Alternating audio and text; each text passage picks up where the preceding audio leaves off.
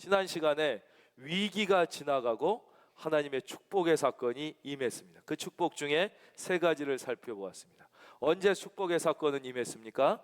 바로 가짜, 거짓의 영, 사탄의 전략과 괴계가 무너지고 우리 심령 안에, 교회 안에 참된 영, 진리의 영이 회복되는 그 순간부터 축복의 사건은 시작됐다고 말씀드렸습니다. 이거는 누구나 예외가 없습니다. 우리가 오늘 이 순간이라도 내가 비록 세상적으로 손해를 보고 어려움이 있다 할지라도 사탄의 유혹을 빠져 작은 것이라도 세상과 타협하고 거짓의 영과 손잡지 않고 순수하게 오직 하나님의 말씀을 따라 살겠다고 결단하는 순간부터 축복의 사건은 시작되는 것입니다. 저는 여러분이 한 분도 예외 없이 축복을 받기를 축원합니다. 가짜는 99% 비슷해도 가짜일 뿐입니다. 가짜는 결코 진짜가 될 수 없다고 말씀드렸습니다. 아주 고급 명품을 흉내내는 가짜들이 있습니다. 아무리 눈으로 볼 때 진짜 같고 99.9% 비슷하다고 그래도 가짜는 가짜일 뿐 진짜만이 진짜인 것입니다. 가짜는 결코 진짜가 될 수 없습니다. 물론 그러나 진짜는 너무 갖고 싶은데 너무 비싸서 가짜를 사는 마음은 이해가 됩니다. 그러나 여러분, 왜 여러분 스스로가 가짜로 사는 것입니까? 여러분, 누구나 다시 말씀드렸지만 오늘부터 이 순간부터라도 내가 세상과 타협하는 그 거짓의 영과 손잡지 않고, 비록 내가 손해를 보는 한이 있고 힘든 일이 있다 할지라도 하나님의 말씀에 온전히 순종하여 하나님의 자녀답게 살기로 결단하면 진짜가 될 수 있는데 왜 가짜로 사는 것입니까? 여러분, 다시 한번 축원합니다. 우리가 진짜로 되기로 결단하는 그 순간부터 하나님의 축복의 사건은 일어나기 시작하는 것입니다.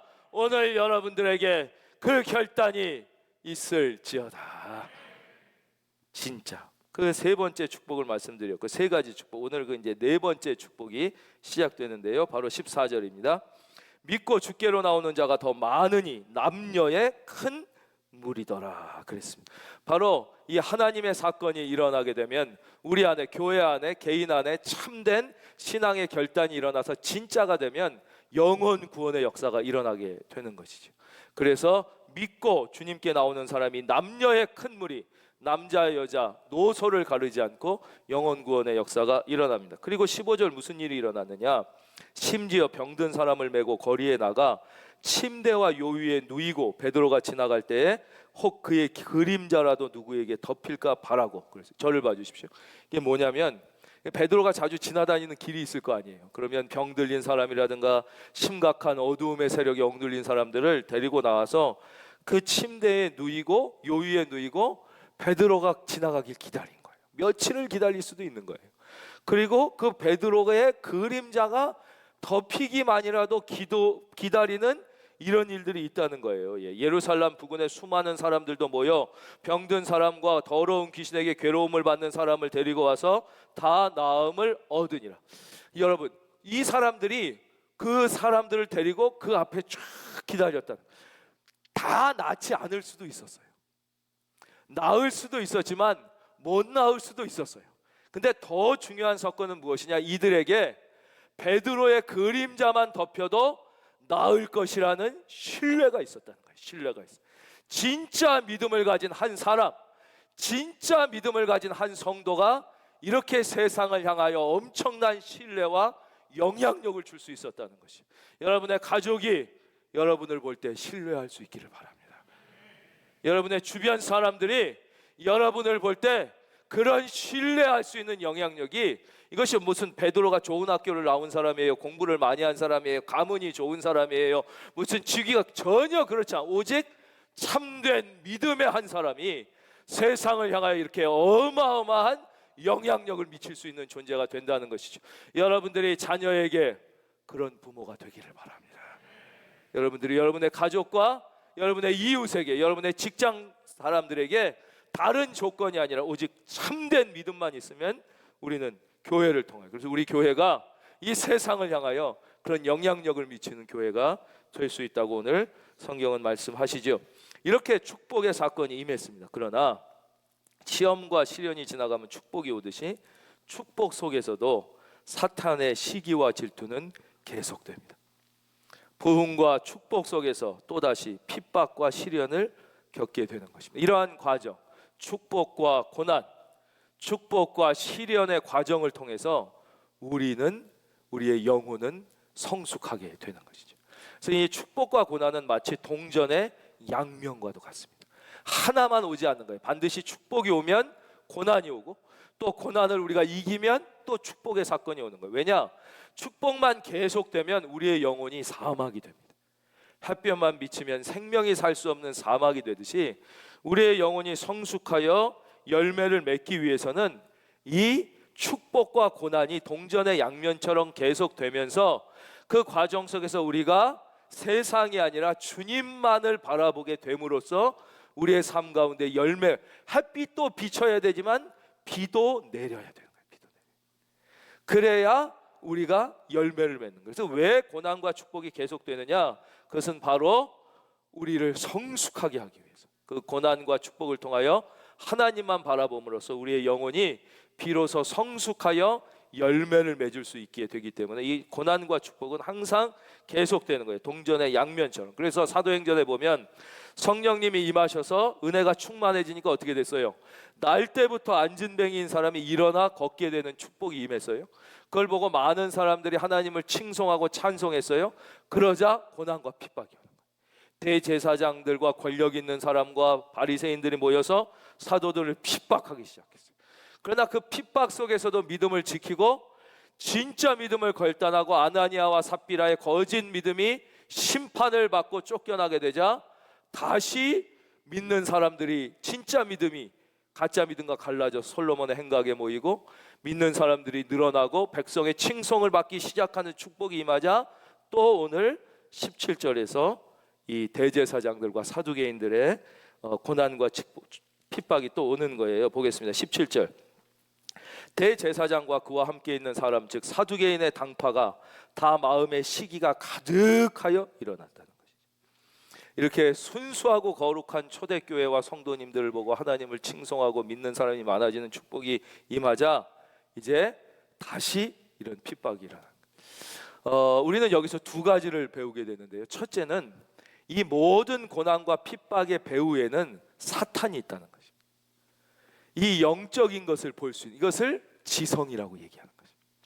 그러니까 지성이 낮은 수준의 지성에 머물러 있을 때는 우리가 보는 것만 믿고 내가 이해할 수 있는 것만 받아들이는 것을 지성이라고 착각합니다. 그래서 이런 것은 낮은 수준의 지성이죠. 지성의 수준이 높아지면 어떻게 됩니까? 파스칼 같은 사람, 그렇죠? 우리가 잘 아는 소동파 같은 사람, 지성이 높아지면 어느 지성으로 가게 되느냐? 이성의 한계를 자각하고 이성이 한계가 있다는 것을 깨닫게 되죠.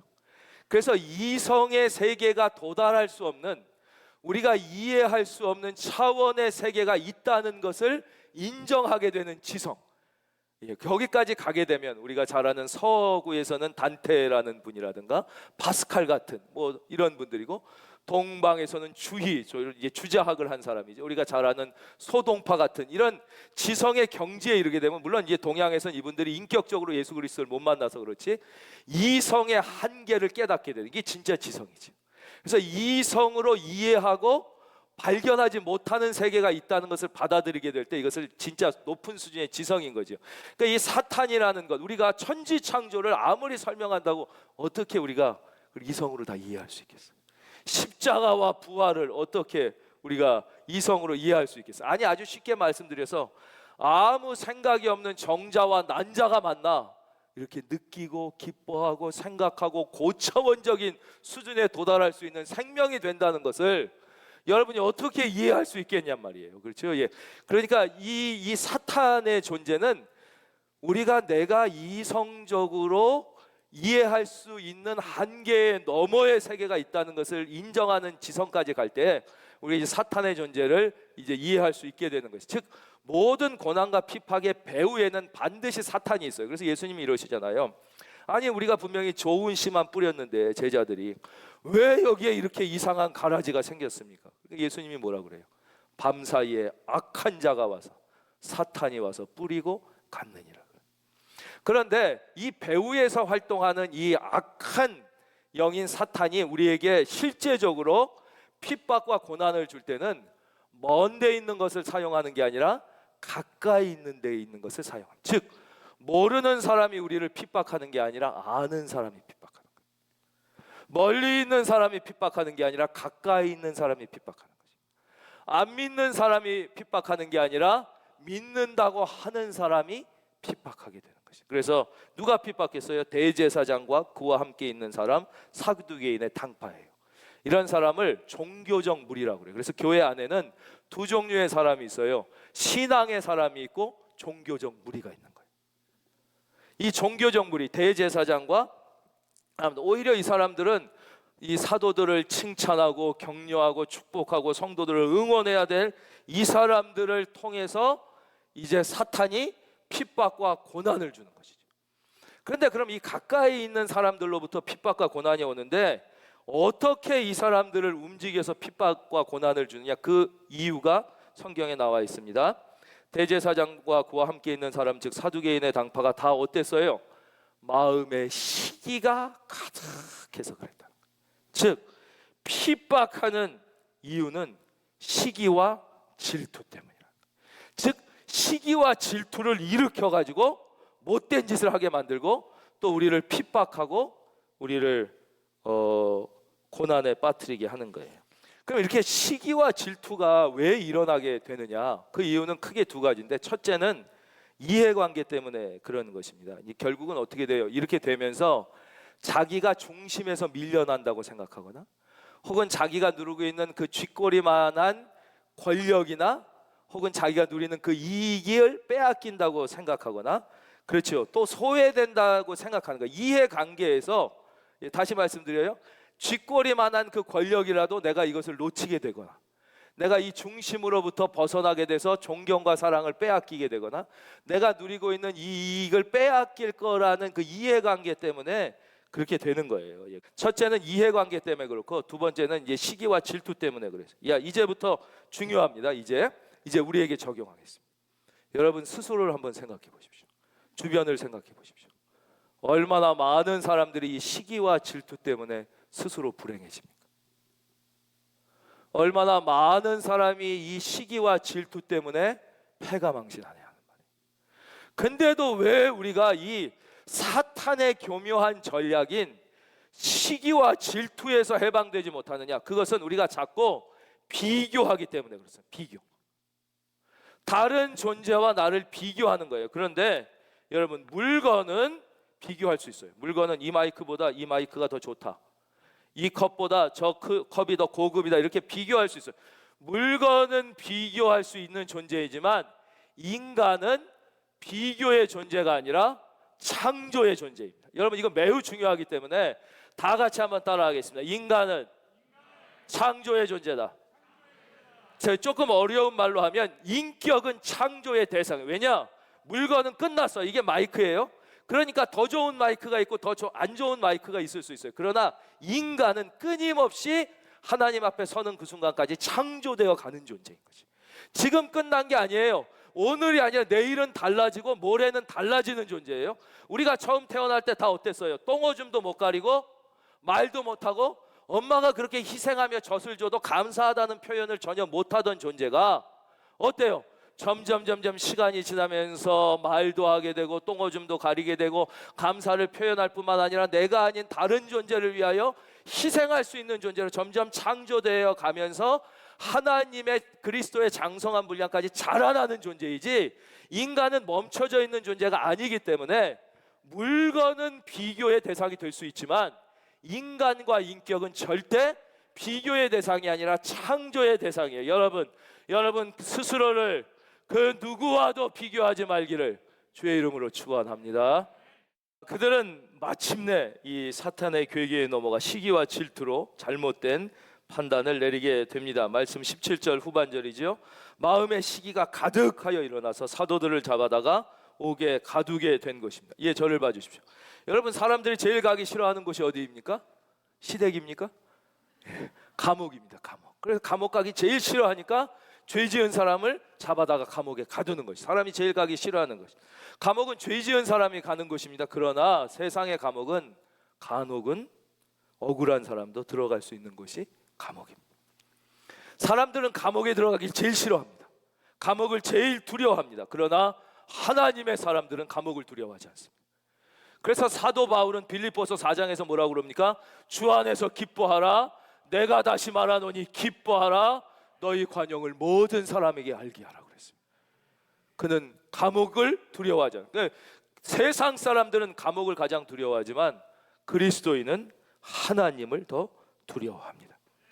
그래서 여러분, 하나님을 두려워하고 사는 사람은 세상에 두려운 게 하나도 없어요. 그러나 하나님을 두려워하지 않는 사람들은 두려운 것이 너무너무 많습니다. 사고도 두렵고 병 걸리는 것도 두렵고 망하는 것도 두렵고 별의별 게 다 들어온 거예요. 그러나 하나님 한 분을 두려워하는 사람은 두려운 게 없는 것이죠. 그래서 사람들이 제일 두려워하는 곳에 이 대제사장들과 사두개인들은 사도들을 가뒀어요. 그런데 여기서 우리는 하나님의 역사를 봅니다. 19절, 주의 사자가 밤에 옥문을 열었습니다. 그리고 이들을 끌어냅니다. 그리고 뭐라고 말씀하시냐? 20절 이렇게 말씀하세요. 가서 성전에 서서 이 생명의 말씀을 다 백성에게 말하라 그랬습니다. 여러분, 하나님은 정확하게 역사하시는 분입니다. 하나님은 여러분의 실패를 보고 계시며 여러분의 고통을 보고 계시며 여러분의 질병을 보고 계시며 여러분의 눈물을 보고 계시는 분이에요. 그리고 가장 정확한 때에 하나님의 시간에 가장 정확한 때에 베들레헴에 예수 그리스도를 보내신 분이에요. 하나님은 졸지도 않고 주무시지도 아니하시는 분이에요. 우리 생각엔 하나님이 못 보시는 것 같고 하나님이 안 보시는 것 같고 하나님이 나의 고통과 실패를 전혀 모르시는 것 같지만 하나님은 다 보고 계신 거예요. 다시 말씀드리지만 하나님은 하나님의 시간을 기다리고 계신 것이에요. 그래서 이스라엘 백성이 고통 가운데 울부짖을 때 하나님이 우리를 버리셨구나, 하나님이 모르시는구나, 하나님이 우리를 안 보신다고 그랬지만 정확한 때에 모세를 보내서 이스라엘 백성을 해방시켜 주신 것이죠. 그래서 성도들이 절대 하지 말아야 되는 게 두 개 있는데, 하나님은 우리의 모든 고통과 실패와 질병을, 나의 눈물을 보고 계시기 때문에 성도들이 절대 하지 말아야 되는 첫째는 무엇이냐? 절망하면 안 되는 거예요. 우리는 절망은 노예예요. 여러분, 사탄이 여러분에게 절망을 요구할 때 여러분 예수의 이름으로 거절하시길 바랍니다. 그래서 성도들은 절대 사탄이 절망을 요구할 때 예수의 이름으로 노해야 되고, 두 번째, 조급하지 말기를 바랍니다. 저는 여러분들이 조급하지 않기를 바랍니다. 하나님은 가장 정확한 하나님의 때에 역사하시는, 하나님은 결코 주무시지도 않고 졸지도 않고 우리의 고통스러운 삶의 순간을 다 보고 계세요. 우리는 여기서 이것을 알 수 있습니다. 19절, 주의 사자가 밤에 옥문을 열었다는 거예요. 여기서 밤이라는 단어는 뭐냐? 사람들이 생각지 못한 때라는 거죠. 전혀 예상하지 못한 때. 이걸 바꾸면 하나님의 시간에, 하나님의 시간. 사람들이 전혀 예측하지 못한 때 하나님께서 밤에 옥문을 여시고 제자들을 살려내셨어요. 우리 하나님은 없는 것을 있는 것처럼 부르시며 죽은 자를 살리시는 분이에요. 그러나 때로는 그냥 죽게 놔두시기도 합니다. 감옥에 있다고 다 끌어내 주시는 게 아니에요. 감옥에 있어서 하나님께 영광이면 그냥 감옥에 놔두시는 거예요. 감옥에서 나와서 하나님께 영광이면 나오게 해주시는 거예요. 살아서 영광이면 살려주시고 죽어서 영광이면 그냥 죽이시기도 하는 거예요. 왜 이 사도들을 그럼 감옥에서 살리셨냐? 이유가 20절에 나오잖아요. 20절, 가서 성전에 서서 이 생명의 말씀을 다 백성에게 말하라. 이 사명이 있기 때문에 감옥에 그냥 있는 것이 보다 이들이 세상에 나와서 이 하나님의 복음을 전해서 영혼을 한 사람이라도 더 살려야 될 사명이, 살아서 영광이기 때문에 이들을 살려주시고 이들을 끌어낸 것이에요. 예. 이것을 우리는 사명이라고 그래요. 사명. 이 세상에서 내가 왜 사는지, 삶의 의미도 모르고 내가 왜 돈 버는지도 모르고 나에게 하나님이 왜 이런 재능을 주셨는지도 모른 채 그냥 사는 사람이 있어요. 죄송하지만 이거는 돼지처럼 사는 거예요. 내가 왜 사는지 삶의 이유를 몰라. 내가 왜 돈 버는지 의미도 몰라. 하나님이 나에게 왜 이 재능을 주셨는지도 모르고 사는 것은 돼지랑 다를 바가 전혀 없는 것이에요. 하나님은 모든 사람 한 사람 한 사람을 우리를 이 땅에 보내실 때 한 사람 한 사람에게 사명을 주셔서 보내신 거예요. 사명. 이 사명 한 사람에게라도 더 이 십자가 복음을 증거해서 영혼을 살리는 사명, 가난하고 병들고 소외된 한 사람에게라도 더 예수님의 사랑을 전해야 되는 사명. 저는요, 여러분이 한 분도 빠짐없이 이 사명을 발견하시길 바랍니다. 왜 하나님께서 절망 중에서 여러분을 구원해 주셨습니까? 왜 죽을 병에서 여러분을 살려주시는 거죠? 사람들은 다 무슨 죽을 병에 걸리거나 큰 병에 걸리거나 아주 위기를 만나거나 이러면 보통 이런 기도를 합니다. 하나님, 이번만 저를 살려주시면, 이 어려움에서만 저를 도와주시면 내가 하나님을 위해 살겠습니다. 그런 기도 안 하는 사람은 아마 하나도 없을 거예요. 다 합니다. 다. 죽을 병에 걸리거나 뭐 심각한 위기 가운데 오거나 그러면 다 그런 기도 합니다. 그런데 문제는 실제로 그 기도처럼 행하는 사람은 많지 않습니다. 건강해지고 나면 다 잊어버립니다. 위기가 지나고 나면 잊어버립니다. 그렇죠? 돈 벌고 나면 잊어버립니다.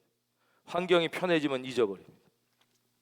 여러분, 혹시 하나님 앞에 그런 기도를 드린 적이 있다면 여러분, 그 기도를 지키시기를 바랍니다. 여러분, 그 서원을 지키십시오. 그것이 바로 축복의 시작입니다. 여러분이 그 서원을 지키기를 하나님이 기다리고 계십니다. 다시 말씀드립니다. 여러분, 하나님 앞에 서원을 지키십시오. 여러분의 인생에 축복의 사건들이 일어나게 될 것입니다. 여러분은 잊었을지 몰라도 하나님은 기억하고 계십니다. 하나님은 그것을 기다리고 계시는 것입니다. 그래서 생명에는, 기적에는 반드시 선교의 의미가 있습니다. 하나님께서 우리의 생명을 연장시켜 주시고 우리의 삶에 이 기적을 보여주시는 것은 반드시 의미가 있기 때문에, 우리에게 진짜 소원이 있다면 뭐가요? 예, 진짜 제일 큰 행복이 있다면 뭐겠어요? 빨리 죽는 것이죠. 이 고난 많고 눈물 많은 세상에, 그렇죠? 여러분 앞으로 살아보십시오. 계속 고통스러운 일이 계속 있을 거예요. 어려운 일은 끊임없이 있을 것입니다. 속상한 일은 죽을 때까지 계속됩니다. 그럴 바에야 우리는 죽으면 천국인데, 그 비교할 수 없는 영광 중에 있는데 왜 사는 겁니까? 예? 빨리 죽어가지고 주님을 만나 그 영광을 누리는 게 행복 아니겠습니까? 예? 찬송도 있잖아요. 밤늦도록 동산 안에 주와 함께 있으려 하나. 그게 우리 소원이에요. 근데 왜요? 어두운 세상에 할 일 많아서. 근데 우리가 왜 오늘 죽지 않고 살아있냐 하는 것이에요. 그래서 이유가 있기 때문에 그래요. 이유가, 왜 하나님이 여러분을 오늘 죽이지 않고 살려주시냐, 이것도 모른 채 오래 살기를 원하는 것처럼 어리석은 사람이 없다는 거예요. 예. 왜 여러분을 살려주시냐? 사명이 있기 때문입니다. 여러분, 한 사람에게라도 더 복음을 전할 수 있기를 바라요. 그 사명이 있기 때문에 사는 거예요. 예. 안 그렇다면 내 생애를 통해서 이루어야 할 일, 한 생명이라도 더 구원하고 내 주위에 가난하고 병든 이웃들이 있기 때문에 한 사람에게라도 더 그 주님의 사랑을 전하기 위해서 우리가 이 세상에 존재하고 생명을 계속 이어가는 것이. 안 그러면 여러분 세상 살 때 속상한 일이 얼마나 많아요. 하루하루 얼마나 긴장하고 속상한 일들이 많습니다. 눈물 나는 일들이 많고 앞으로도 그럴 것입니다. 끊임없이 그럴 것입니다. 앞으로는 좋은 일만 있겠습니까? 앞으로는 고통스럽고 속 가슴 졸이는 일이 없을 것 같습니까? 죽을 때까지 그럴 것입니다. 그런데 이런 세상에서 왜 우리가 생명을 연장해야 하는 것입니까? 생명에는 의미가 있기 때문에, 우리에게 사명이 있기 때문이죠. 이제 결론이 21절입니다.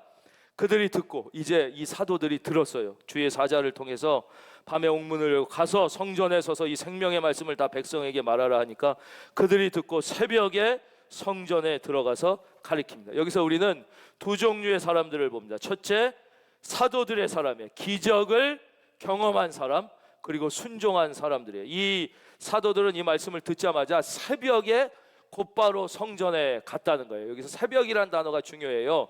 왜냐, 이 새벽이란 단어에 순종의 의미가 들어있기 때문에 그래요. 여러분, 새벽에 성전에 누가 있겠냐고요? 아침이 돼야지 다 모인다고요. 근데 말씀이 들리자마자 아침까지 기다리지 않고 새벽에 즉시 순종해서 간 거예요. 즉시. 여러분, 즉시 순종하기를 바랍니다. 이건 아멘 좀 하셨으면 좋겠는데, 여러분 즉시 순종하기를 바랍니다. 여러분 즉시 순종해야 나중에도 순종할 수 있어요. 여러분, 순종의 세계에 나중은 존재하지 않습니다.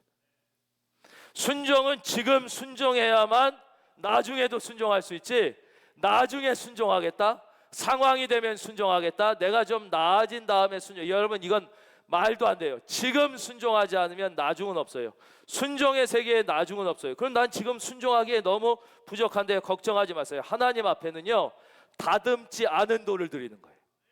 여러분, 하나님 앞에는 다듬어 드리면 이미 늦어요. 내가 노래 잘하면 찬양대 하는 게 아니에요. 하나님이 찬양하라는 감동을 주면 할렐루야. 뭐 선교할 수 있는 준비가 돼서 선교합니까? 그러면 우리 중에 선교할 수 있는 사람이 누가 있겠습니까? 하나님 앞에 성경은 뭐라 그러느냐? 다듬지 않은 돌로 하나님께 드리라고 그러는 거예요. 저도 설교를 할 때 지나치게 다듬을 때가 있어요. 지나치게 요거 다듬어 가지고 상처받는 사람 없게 하자. 요거 다듬어서 지성인도 이해할 수 있게 하자. 요거 다듬어서 약간 신앙의 경험이 낮은 사람도 이해할 수 있게 하자. 요거 다듬고 나면 나중에 설교가 다 없어져요. 진짜 하나님의 능력은 다 사라지고 그 말씀 속에 성령이 역사하지 않아요. 그냥 다듬지 않은 대로 성령이 주신 대로 여러분 자신을 드릴지어다. 순종. 이들이 새벽에 달려간 거예요. 그래서 어떤 분들은요, 하나님 앞에 약속한 시간이 있으면 늘 먼저 오는 사람이 있어요. 미리 오는 사람이 있어요. 최선을 다해 오는 사람이 있어요. 어떤 사람은 자꾸 순종을 미루는 사람이 있어요. 늦게 오는 사람이 있어요. 물론 하나님은 여러분의 형편을 다 아시죠. 제가 존경하는 한 분이 목사님 자녀였어요. 아버님이 개척교회 목회를 하시는데 새 들어 살았어요. 그렇겠죠. 교회가 어려우니까. 새 들어서 주인 집에, 옛날에는 이렇게 방 한 칸 이렇게 얻어서 삽니다. 요즘이랑 좀 다르죠. 그 예배를 드리고 집에 와서 이제 오후 예배를 가려고 준비를 하는데 집주인 아주머니가 잠깐 밖에 내가 나갔다 와야 되니까 집 좀 봐달라고 그랬어요. 옛날에는 집이 이렇게 문이 열려 있고, 그래 뭐 주인이 집 봐달라고 하는데 어떻게 해요? 안 들으면 쫓겨나는데. 그렇잖아요. 옛날에는 그렇잖아요. 그래가지고 알겠다고 그랬는데 문제는 예배 시간이 됐는데도 주인이 잠깐 있다 온다고 그러는데 안 오는 거예요. 아주머니가. 예배 시간이 10분 20분이 지났는데 막 초조하고 이 예배 시간에 늦을까 봐. 그런데 만약에 집 비워놓고 가면은 쫓겨나면 어떡합니까? 초조하고 불안해하다가 아주머니가 20분 넘게 늦게 와서 헐레벌떡 땀을 흘리면서 고등학교 때 교회를 막 뛰어가서 뒷문을 열었더니 이놈의 새끼가 목사 아들이란 놈이, 그러면서 그냥 아버지가 그냥 거기 그대로 맞고 잘못했습니다. 만약에 거기서 아버지, 그러면 집주인이 집 봐달라고 그러는데 나 그냥 오면 쫓겨나면 우리 집 어떡합니까? 그러면 아버지가 뭐가 되겠어요? 아버지가 능력이 없어서 세상에 그대로 따기를 있는 대로 맞으면서 눈물을 뚝뚝 흘렸다. 하나님은 여러분의 성편을 다 알고 계십니다. 모르시지 않아요. 그래서 늦을 수 있습니다. 그래서 못 갈 수 있습니다. 그러나 진짜 우리가 그런 경우가 얼마나 되냐. 우리는 그렇지 않잖아요. 내가 순종하지 않고 내가 늘 다른 것이 하나님보다 우선이니까. 순종하는 사람에게 하나님은 땅을 기업으로 주십니다. 예, 여러분에게 순종의 축복이 있기를 바랍니다. 예, 독한 사람이 세상을 차지할 것 같지만 아닙니다. 하나님은 온유한 사람이 세상을 차지한다고. 이 온유한 사람이 단어를 바꾸면 바로 순종하는 사람입니다. 순종하는 사람에게 땅을 기업으로 주시고 하나님이 복을 주신다고 그랬습니다. 저는 저희 아버지를 보면서 그것을 경험했습니다. 저희 아버지는 아주 온유하시고 너무너무 순종을 잘하시는 분이었어요. 저희 아버지는 교회 다닐 때 30살 먹은 교육전도사님이 하는 말씀도 하나님 말씀처럼 듣고 순종했습니다. 제가 전에도 말씀드렸죠. 저는 진짜 집 팔아서 하나님께 드린 사람은 별로 못 봤어요. 우리 아버지만. 근데 우리 아버지가 저랑 너무 다른 거예요. 온유하시고 늘 제가 그게 마음의 침이었어요. 근데 어느 날 엘리베이터 앞에서 아버지가 그러시더라고요. 저를 이렇게 착 쳐다보시면서 너는 어떻게 나랑 그렇게 똑같냐 그러시는 거예요. 그래서 제가 너무 놀라서 무슨 아버지는 온유하시고 순종하시는데 난 못 그러고 뭐 이래서 그랬더니 내가 무슨 아버지랑 똑같냐고 그랬더니 넌 어떻게 아버지 젊었을 때랑 그렇게 똑같냐 그러시더라고요. 아버지도 젊었을 때 그러셨군요. 똑같았다는 거예요. 너랑 똑같았다. 여러분, 우리에게는 가능성이 있습니다. 여러분, 순종하는 자에게 하나님은 땅을 기업으로 주신다고 그랬습니다. 반항하는 사람, 싸우는 사람, 공격하는 사람이 아니라 온유한 사람, 순종하는 사람이에요. 그런데 이 반대의 무리는 바로 무엇이냐? 하나님의 기적을 상상하지 못하는 종교적 무리입니다. 다시 말씀드렸지만 교회 안에는 두 종류의 사람이 있어요. 진짜 신앙의 사람과 가짜 신앙의 사람. 이걸 또 바꾸면 신앙의 사람과 종교적 무리들이 있는 것입니다. 종교적 무리. 이 사람들은 자기들이 감옥에 가뒀으니까 당연히 감옥에 있을 거라고 생각하고 이들을 재판하기 위해서 감옥에 사람을 보냈어요. 근데 어떤 일이 있었습니까? 하룻밤 사이에 기적이 일어난 것입니다. 여러분, 하룻밤 사이에도 역사는 일어날 수 있다는 사실을 믿으십시오. 여러분의 남편은 새로워질 수 있어요. 우리 남편을 계속 술 먹고 늦게 들어오거나 큰 소리만 치거나 짜증내는 그 어제의 남편으로만 생각하지 말고 주의 영이 임하고 은혜가 임하면 오늘이라도 바뀔 수 있다는 사실을 믿어야 되는 거예요. 여러분의 아내를 그 과거의 아내로만 평가하면 안 돼요. 나의 아내는 세속적이고 교회 다닌다 그러면서 욕심만 있고 욕망만 있고 세상적인 욕심만 있는 그 가짜 집사가 아니라 오늘 이 순간이라도 주의 은혜가 임하면 여러분의 아내가 바뀔 수 있다는 사실을 믿으시기를 바랍니다. 여러분, 여러분의 자녀를 과거로 평가하지 마십시오. 여러분의 자녀는 무한한 가능성의 사람입니다. 하룻밤 사이에도 역사는 일어날 수 있습니다. 절대 자녀를 몰아붙이면 안 돼요. 자녀를 혼내키면 안 돼요. 자녀를 뭐라 그러면 안 돼요.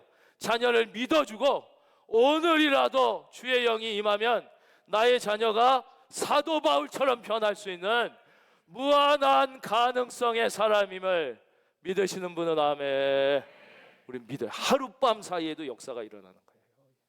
바로 그것이에요. 그래서 우리는 내 스스로, 여러분이 저는 마음의 문을 열고 변화되기를 사모하기를 바랍니다. 마음의 문을 열고. 그러면 오늘 여러분은 사도 바울처럼 여러분의 생애가 변하고, 베드로, 모든 사람이 무시하던 가난한 못 배운 어부, 무식한데 승질도 급해. 그 베드로가 이렇게 변한 거죠. 우리의 생애에도 위대한 변화가 일어나게 되는 것입니다. 어제까지는 내가 하나님의 기적을 믿지 못하던 종교적 사람이었죠. 어제까지는 내가 하나님의 기적을 비판하던 신앙의 비판하는 믿음의 사람이었지만 오늘 내가 마음을 열고 주의 은혜를 받아들이기로 결단하면 바로 오늘 여러분은 기적을 일으키는 믿음의 사람이 될 수 있는 것입니다. 그래서 바로 오늘부터 여러분 마음에 내가 마음을 열고 하나님 앞에 변화받기를 사모하면서 기적을 비판하던 믿음이었다면 기적을 일으키는 믿음의 사람들이 다 되시기를 주의 이름으로 축원합니다.